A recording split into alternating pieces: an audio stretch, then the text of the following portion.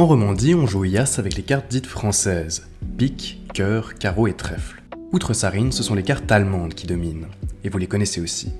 Gland, grelot, feuille et bouclier. Alors pourquoi on joue au même jeu mais pas avec les mêmes cartes ? Eh bien la réponse est historique, les cartes allemandes sont plus anciennes déjà. Elles apparaissent au XVe siècle dans les régions germanophones et s'installent durablement en Suisse alémanique.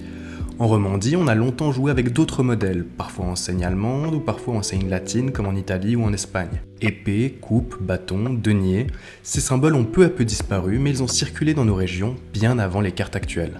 À partir du XVIIIe siècle, la France standardise ses cartes.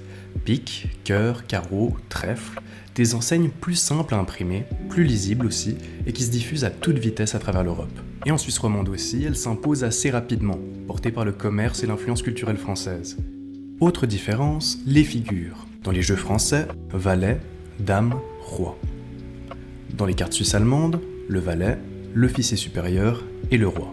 Pas de reine donc, mais une autre manière de hiérarchiser les rôles, plus militaire que courtoise. Et même si la première mention du Yas en Suisse remonte à 1796 du côté de Schaffhouse et qu'on y jouait donc forcément avec des cartes allemandes, depuis les habitudes ont bien changé. Dans certains cantons comme Schwyz ou en Turgovie, les deux jeux coexistent encore. Ça dépend des familles, des cafés et même des villages. Petit fun fact, quand on utilise les cartes françaises en Suisse alémanique, on les traduit. Le pique devient alors la pelle, le trèfle la croix et le carreau le coin.